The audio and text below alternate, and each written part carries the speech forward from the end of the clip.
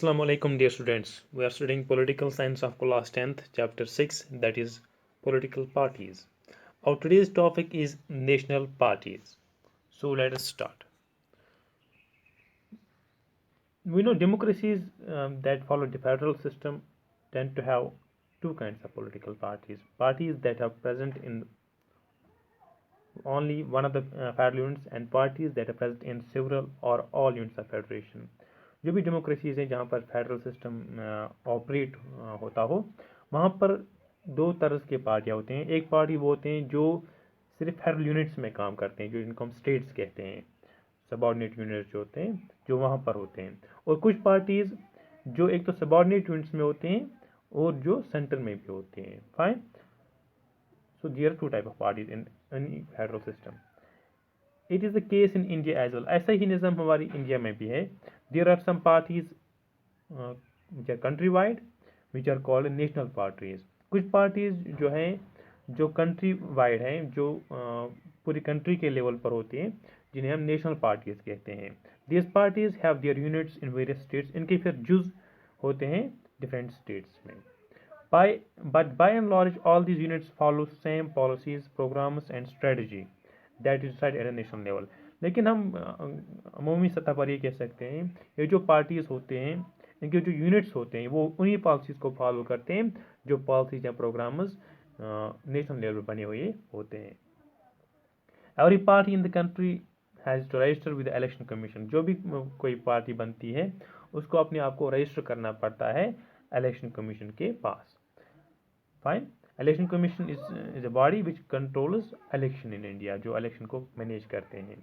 Election commission gives unique symbols to large and established parties. जो election commission होता है ये यूनिक सिंबल्स देते हैं, ये एक मुनफरिद सिंबल्स देते हैं हर किसी पॉलिटिकल पार्टी को, बिसाइड्स अदर स्पेशल फैसिलिटीज़, और ये इसके अलावा ये काफ़ी फैसिलिटीज़ प्रोवाइड करते हैं इन पार्टीज़ को. They are recognized by election commission for इस पर्पज. इन चीज़ों के लिए, इन फैसिलिटीज़ को प्रोवाइड करने के लिए, सिंबल्स को प्रोवाइड करने के लिए इनकी रिकॉग्निशन मिलती है किनसे? इलेक्शन कमीशन से इन पार्टीज़ को. That's why the parties are called recognized political parties. और उन पार्टीज़ को जिनको रिकॉग्नाइज करते हैं इलेक्शन कमीशन उनको हम बोलते हैं they are recognized political parties. Election commission has laid down detailed criteria for the proportion of votes and seats that the party must get in order to be recognized as state or national party. जो election commission होती है इसने एक criteria रखा होता है कि एक पार्टी को कितने वोट शेयर इनका कितना होना चाहिए और इनकी ये कितनी सीट्स लेनी चाहिए ताकि ये रिकॉग्नाइज्ड पार्टी कहलाए.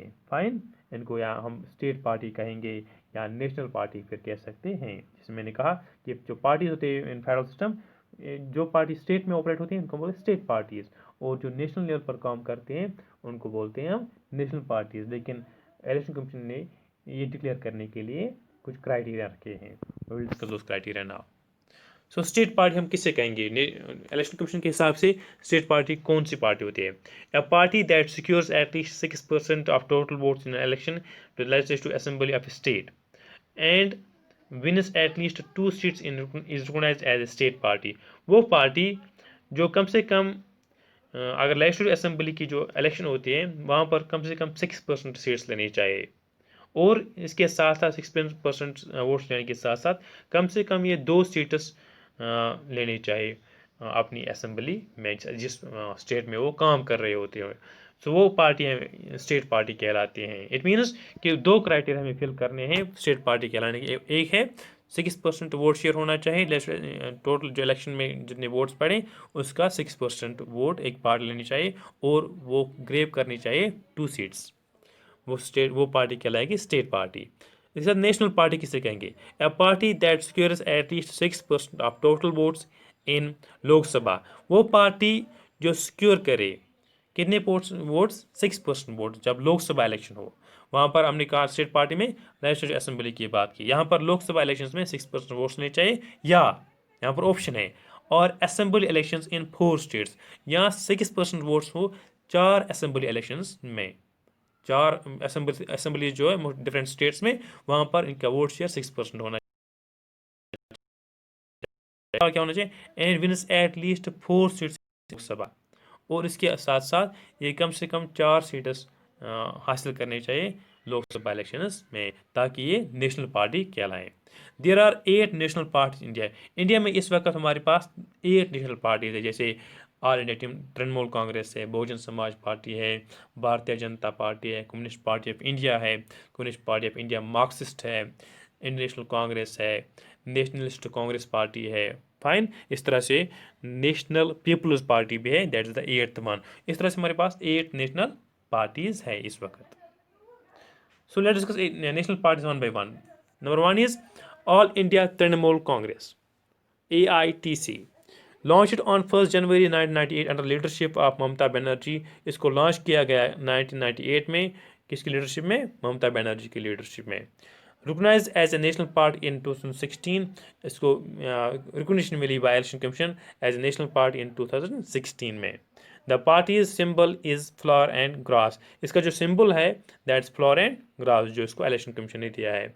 Committed to secularism and federalism, इनका यकीन रखते हैं ये सेक्युलरिज्म में, that is they want division from politics from religion, and federalism, ये फेडरलिज्म में भी यकीन करते हैं, जो हमने सेपरेटली पढ़ा है।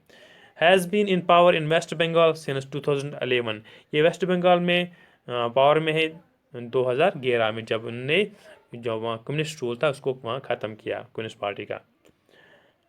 Also has presence in Arunachal Pradesh, Manipur and Tripura, और इनकी मौजूदगी इसके अलावा अरुणाचल प्रदेश में भी है, मणिपुर में भी है और त्रिपुरा में। इन 4 स्टेट्स में ये एक्टिव हैं।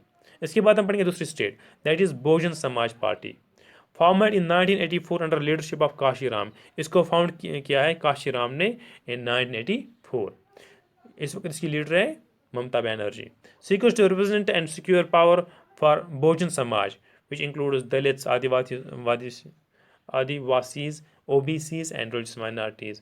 और ये नुमाइंदगी करते हैं बहुजन समाज की, और उनके लिए पावर की डिमांड करते हैं। जो बहुजन समाज में इंक्लूड होता है दलित, जिन्हें हम एससीज भी कहते हैं, शेड्यूल कास्ट भी कहते हैं, आदिवासी जिन्हें हम एसटीज भी कहते हैं, अदर बैकवर्ड क्लासेस, और जो रिलीजियस माइनॉरिटीज़ जो अकलियत में है, जो मजहबी अकलियत इंडिया में है, उनकी ये नुमाइंदगी करना चाहते हैं। Draws inspiration from the ideas and teachings of Shahu Maharaj, Mahatma Phule, Periyar Ramasamy नेकर and बाबा साहब अम्बेडकर।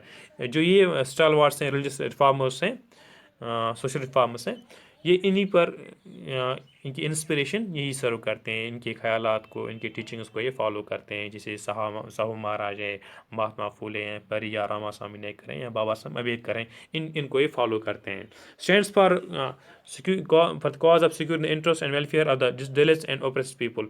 ये इनके जो हुकूक की बात करते हैं, इनके जो हुकूक हैं, इनके जो मफाद में जो चीज़ें हैं, इनकी ये बात करते हैं। जैसे जो ओप्रेस्ड पीपल है, जिन्हें टायरनी या तशद्दुद फेस किया है, उनकी ये बात करते हैं, जिनमें दलित्स है या माइनॉरिटीज़ की भी बात करते हैं, ओबीसीज वगैरह, इनकी ये बात करते हैं। It is man base in the state of Uttar Pradesh, substance presence in the neighbouring states like Madhya Pradesh, Chhattisgarh,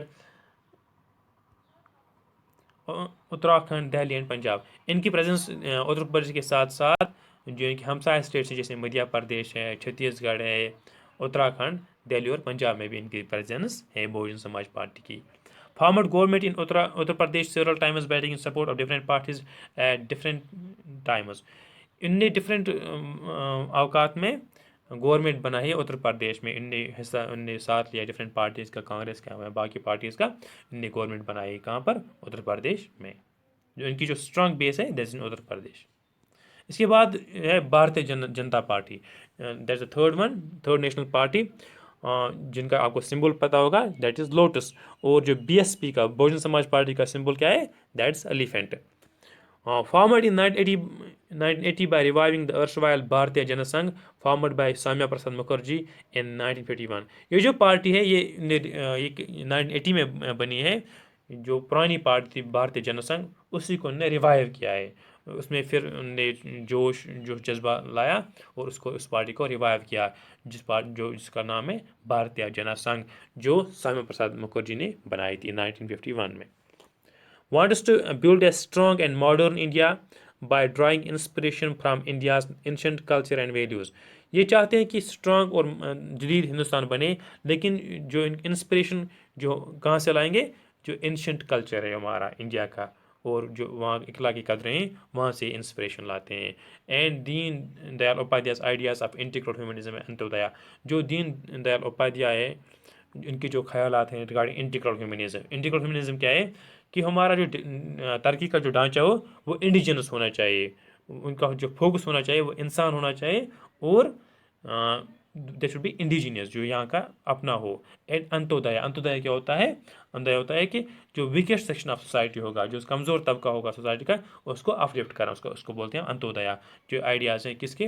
Deendayal Upadhyay के। कल्चरल नेशनलिज्म और Hindutva is an important element in its conception of Indian nationhood and politics. ये यकीन रखते हैं हिंदुत्व में, जिसे हम बोलते हैं cultural nationalism on the basis of culture, जो पुरानी जो तहजीब तमद्दुन है इंडिया का, उन चीज़ों को रिवाइव करना। फाइन, इनके हिसाब से इन चीज़ों में यकीन रखते हैं। इसके अलावा ये क्या चाहते हैं? Want is full territorial and political integration of Jammu and Kashmir with India. ये फुली चाहते हैं कि जम्मू कश्मीर इंटीग्रेट हो। आर्टिकल जो स्पेशल स्टेट्स है, जम्मू एंड कश्मीर का जो स्पेशल स्टेट्स था, ये चाहते थे कि वो ख़त्म हो जाए, जिसमें वो किसी हद तक सक्सेसफुल भी हुए। फाइन। यूनिफॉर्म सिविल कोड, एक यूनिफॉर्म सिविल कोड है जो पर्सनल लॉज होते हैं। ये चाहते हैं कि यहाँ पर पर्सनल लॉज किसी भी मज़हब के ना रहें, एक यूनिफॉर्म सिविल कोड हो जो हर किसी मज़हब पर अप्लाई होता हो, for all the people living in the country irrespective of religion and ban on religious conversion. ये चाहते हैं कि एक यूनिफॉर्म सिविल कोड हर किसी के लिए यकसा हो, और ये चाहते हैं कि कुछ भी बैन रिलीजियस कन्वर्शन, जो कन्वर्ट करते हैं, मज़हब अपना तब्दील करते हैं, ये चाहते हैं कि यहाँ पर मज़हब तब्दील करने की पर पाबंदी हो, ये भी चाहते हैं। It currently leads the ruling NDA government and central, ये इस वक्त लीड करते हैं जो नेशनल डेमोक्रेटिक अलायंस है सेंटर में, ये इसको इस वक्त लीड करते हैं। सो आज हमने पढ़ा, पहले हमने पढ़ा कि नेशनल पार्टीज़ क्या होते हैं, स्टेट पार्टीज़ क्या होते हैं, और फिर हमने देखा हमने तीन नेशनल पार्टीज को डिस्कस किया। We will continue it in the next lesson. That's all for today. Thank you.